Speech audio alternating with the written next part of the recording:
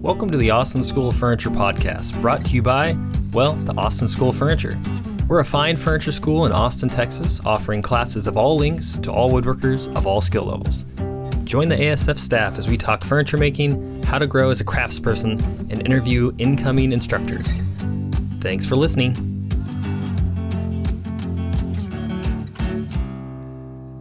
All right. Hello. Morning. Good morning. And welcome to the Austin School of Furniture podcast. I guess this would be episode 1. I suppose so. Yeah. So we are starting a podcast. What are we talking about in this podcast? Woodworking. Okay. Coolness. Woodworking coolness. That's a good one. We're going to interview people. Cool people. So woodworking coolness, interviewing cool people. And shooting the shit and having fun. Am I allowed to say that? I don't know. We'll find out. Oh, God. Yeah. So we had kind of been just talking about, well, we have this equipment, video equipment and audio equipment, and we already have teachers and cool people coming to the school. So all we're really not doing at this point is just recording it. Yeah. So why not? Yeah. Why not start a podcast? Having great conversations. Yeah. So I think the idea with this podcast, beyond the coolness factor that you've already mentioned, would be you, me, and occasionally Phil Morley will kind of host episodes and talk to these people that are coming to the school. Cool. Yeah, that sounds great. I think Who do we have so far? Upcoming classes. So Matt Kenny, Andrew Hunter, Sarah Watlington's coming in at some point in the summer. That would be a good one. And kind of anybody that just stops by the school. I think that'll be kind of fun of just being ready that if someone comes by, We got it. fun. Hey, you want to record some conversations? What are you doing for the next 30 minutes? Let's talk. Tell me some stories. Yeah. I think that, a good podcast is always really, really dependent on the relationship between the hosts. And, I generally like when they're in person better as opposed to. I thought you were going to say you generally like me. That's where I thought you were going. Well, I don't know if I want that statement to be recorded for all time, but totally. In this current instant, yeah, I do like you. You're pretty cool. Yeah, So, thanks. yeah, we get along you're well. right. And then I think when Phil's here, that will be an extra component of interestingness. Ragging on Austin time, probably. Yeah. Or maybe we just both agree now to gang up on Phil when he's here. Yeah. Yeah, we can make a pact. We can Okay. make alliances. All right. Sounds cool good. with that. Yeah, cool. Well, I think, generally you and I and Phil, we're all kind of at different levels in our furniture making, so that will provide a fun perspective on things and we've all taken kind of different routes into woodworking and furniture making. Totally. From a traditional apprenticeship route to getting laid off in a global pandemic route, so that's I guess more traditional now. Yeah. But yeah. we're all there now and got there in different ways. So I think that would be fun, have different perspectives, different backgrounds. Yeah, that's interesting. I never thought about, we're kind of all in different stages, I think, of our careers. Yeah. That'd be fun. Yeah. And just talking about woodworking techniques, news, anything. What stage do you feel like you're in right now? Good question. I don't know. I'm curious because I feel like I have my own opinions about what stage you're in. But, Okay. but I want to hear your opinion about what stage you're in. I always describe myself as an expert beginner. Cool. I'm very good at beginning woodworking. And I know a lot about that kind of entry point of anything from YouTube woodworking to just getting started. And that's kind of what I have found in terms of education works really well to get people into it. And then I am slowly dipping my toe into the more advanced things as I find the time to build my own projects. I really still at this point am doing 2 commissioned pieces a year. Yeah. And that's not because they're so big and high dollar that I can afford to do that. That's literally the amount of time I have. So Because you're running the a school. good pro tip is if you want to make furniture, don't start a furniture making school. you will do far less of it. And even though I feel like because of the school, I have advanced as a furniture maker, I make far less furniture now than I did before. Yeah, interesting. Cool. But you do absorb a lot from all the Totally. teachers and all the classes. Yeah, and you took the which one? You took the marketry class with Wayne. Yeah. And you did something really cool. Yeah, that was I'm the first looking time at I his did piece over there. the first time I did marketry. Yeah, I mean, why not? We have a video podcast. Let me grab it. Yeah.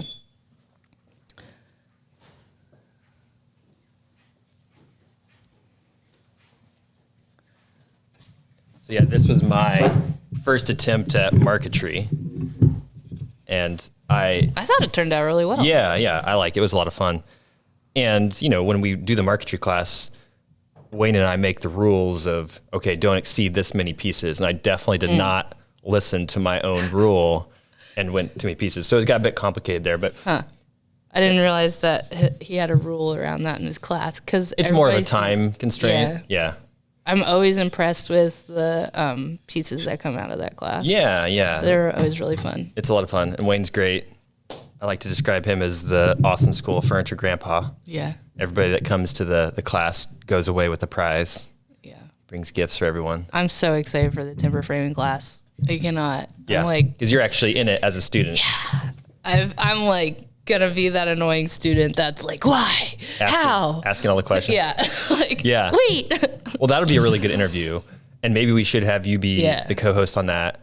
Cool. So you can interview Patrick as a student Yeah. in the class. And just give me a chance to ask more questions. Yeah. Cool. Great. And he's coming down from Canada. That's in last week of February. Yes. Yeah. Yeah. It's gonna be good. So great. A lot of fun. And we're doing a greenhouse, cool. which should be a lot of fun. Lots of cool stuff in that project. Sweet. Yeah. That'll be great. Well, you're taking a couple classes, but, you know, back to the prior conversation, what stage do you think I'm in? And then what stage of your furniture making career are you in? I would have put you in the same category. I think that you put yourself like expert beginner. I think since I was able to do the 9-month at Center for Furniture Craftsmanship, CFC, that kind of, I did that in 2010, 2011. And I was really looking for an apprenticeship. Like I wanted to go into a paid apprenticeship, but at that time, like everybody was not doing that because of the economy. So I was like, all right, well, I guess like I could go to school for this instead, and kind of instead of getting paid to do it, I paid to learn. But I guess at that point, it's like a better education. I'm not just standing for 2 years, like watching everybody do stuff and like taking in through osmosis. So I think that gave me like a head start. I think I'm, I don't know, what am I? Intermediate. But then I'd say there's like expert and like master above that, you know, like. There was a student in our intensive recently that described it, that there's some like ever-changing scale of knowledge that in a way you don't ever actually advance, because the more that you learn that there's so much more to learn. Shitty you feel. It's like you are advancing and getting better. Yeah, totally. But then you realize how much better all of your furniture making could be. Yeah. I'm still in the, I know I suck and I know all the things that I don't know, you know, like,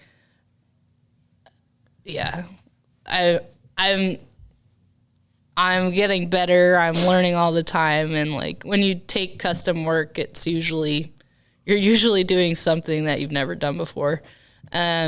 So, you know, I have yet to take a piece where I like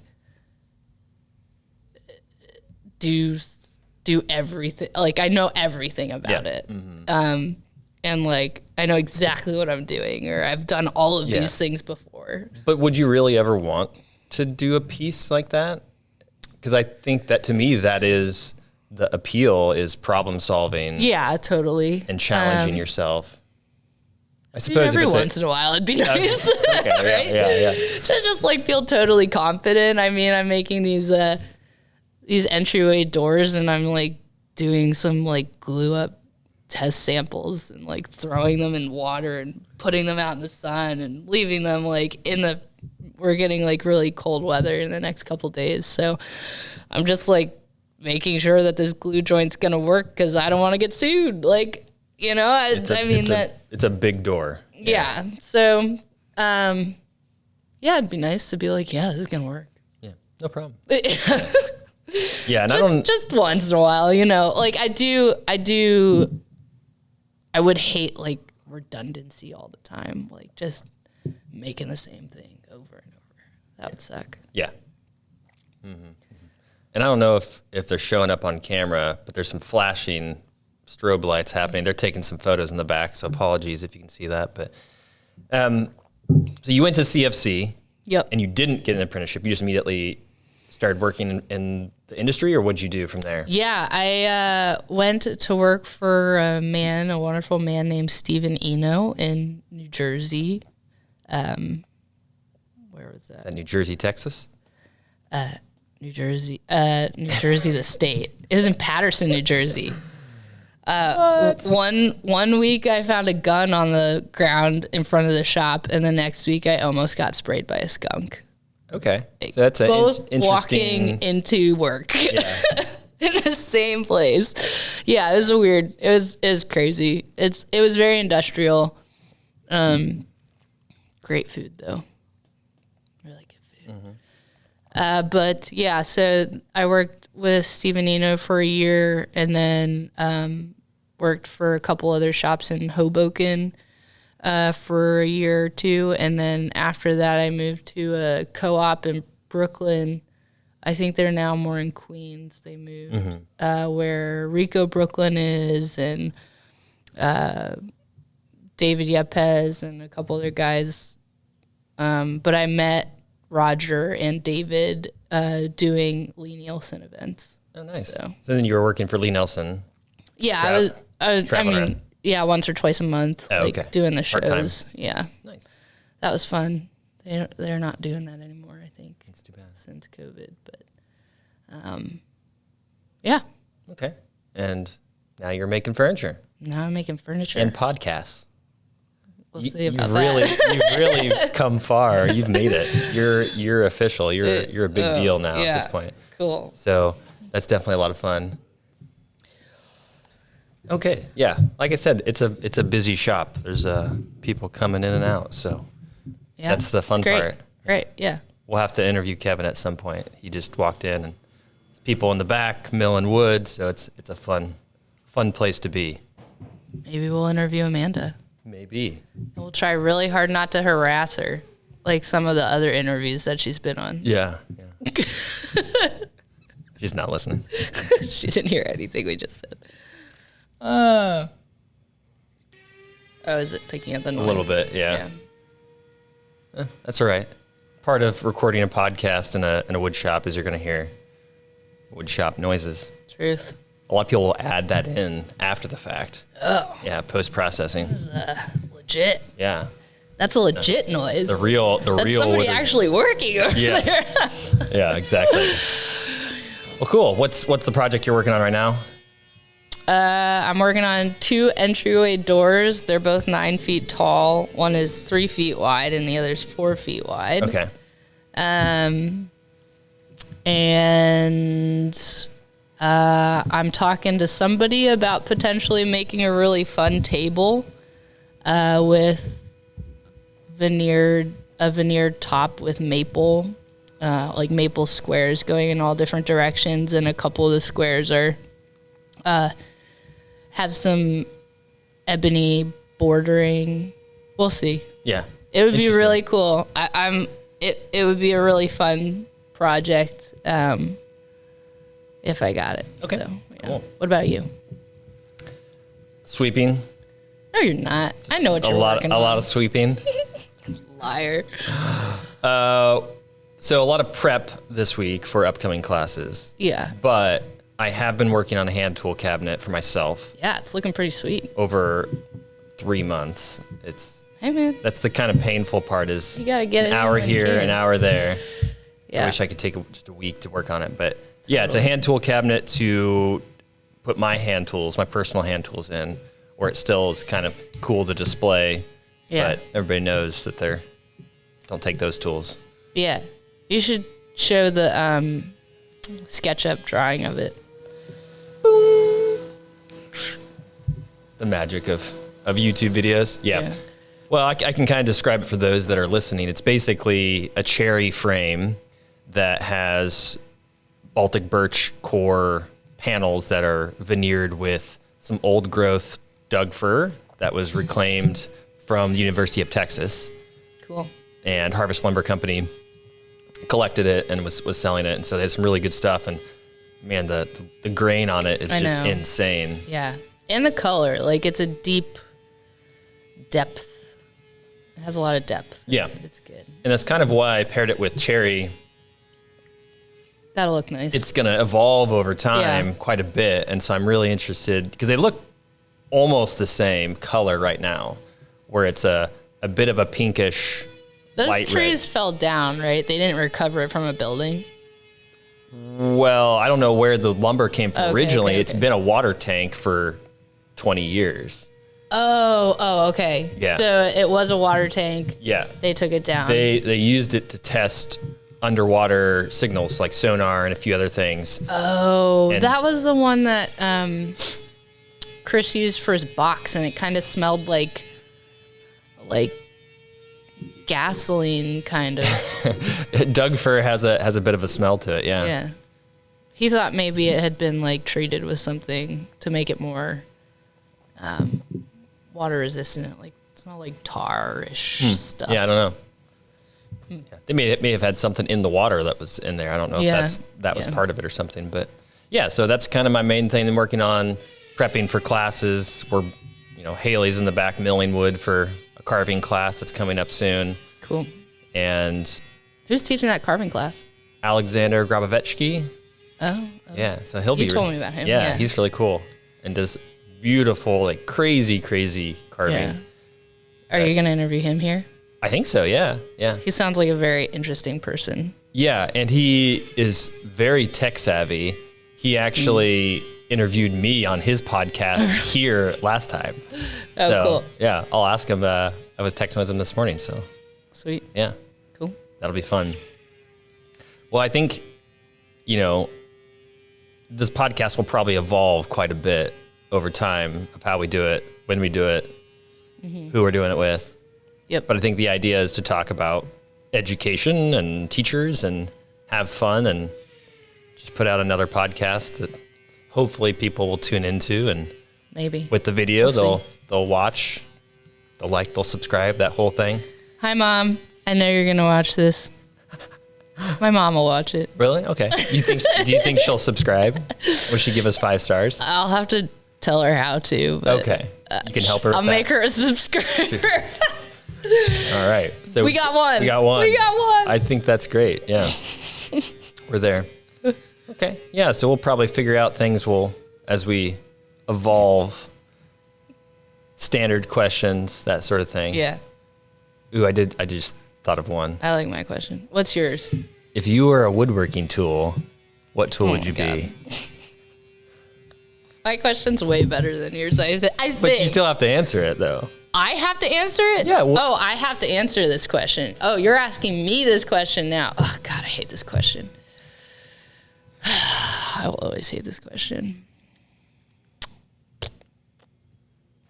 I could say, what's your greatest weakness? List your strengths and weaknesses. Pirates or ninjas. We have sort of thing. a family inside joke about that. About, What's your Being a- greatest strength? oh, well, I don't care about that question. Okay. If you were a woodworking tool, which one would you be?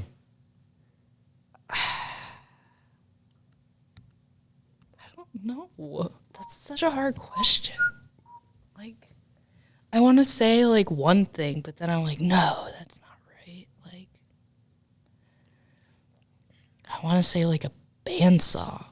Okay. 'Cause it's like, Why would you be a bandsaw?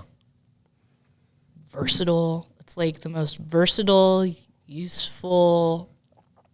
Well, I want to be like a bandsaw. Maybe that's what I strive to be. Yeah. You could get away with almost anything on a bandsaw. Yeah. You can do so much. It's like the best tool to have in your shop, and it's safe. And it's like pretty simple. Yeah. Simple and ingenious. Just a bandsaw. Just Michelle. Just a bandsaw. It's not just a bandsaw. I'm not just Michelle. You've got layers, Yeah, totally. You've got jigs. Yeah. You've got some accessories that you come with. Yeah. Yeah. What about you? Now you have to answer your own. I'm not going to call it a dumb question. I asked this in the intensive program as just kind of an icebreaker, and Phil expanded on my answer. So I don't necessarily agree with the second half of this, but I'll tell it anyways. Okay. So I described myself as a router, where, routers can do a lot of things and are very versatile and are kind of a jack of all trades. And he expanded on it and said, yeah, that's right. You are a router, and sometimes you're a little bit loud and you're a little bit annoying, but you still have to have one. I was like, okay, thanks, Phil. That makes sense. I wouldn't call you loud. I don't think you've ever been loud. No. I have a pretty mellow tone most of the time, but I think he was implying I'm a communicator. And he's not. Fair. Yeah. But that's why we work well. Well, now you have to answer my question. Okay, what is your question? What is your, what piece are you most proud of so far in your career? I would like to think it's going to be this hand tool cabinet. I think if we're talking pieces that have completed, I recently did a set of nesting tables that turned out really well. Yeah, they did. And I developed it for a company that had kind of a prompt for this commission piece. And I got really excited about the idea because it was built kind of around sustainability. And so I designed it before we ever actually agreed to do the job, and that was fine. And I don't know what happened to him. That kind of fell off the wagon there. Yeah. But I ended up just building it just because I had already designed it. And I was pleasantly surprised with how it turned out. It was really nice, and put it in a show, and it did really well. Yeah. So that was a lot of fun. Yeah. Sweet. Yeah, it's always nice when something sells. And then. Yeah. I like your tool cabinet, though. I think it's going to turn out really well. Yeah. Yeah. Hopefully I don't screw it up. And you've done a lot of cool, hard, more complicated stuff on there. Yeah. Yeah, it's got some curved elements and some veneering, shop sawn veneer. It's got a curve bent top. Mm-hmm. And it'll have lots of compartments on the inside. I'm trying to keep it really modular so I can change it over time. Are you going to put wheels on it? No. Yeah, okay. No, I don't think. The way it is, I'm like, that's not. I don't think I would very well. Yeah, I'm not sure how to put wheels on it, but. Yeah. Nope, cool. Just be up against a wall. Cool. Well, that's all I got. Cool. Yeah. Me too. Should we do another episode at some time? Oh, yes. Yeah. Give it a go. Okay. Well, if you want to close us, say something. Peace. All right. So hopefully you liked the episode. Hopefully you'll keep on listening. Like, subscribe, all the stars, that whole thing. And hopefully we'll see you again. Who's going to be the last person to talk every time? I think it's just whoever is the last person to talk. Oh, okay. Thanks. Okay, bye. See you soon. Oh, God. Bye.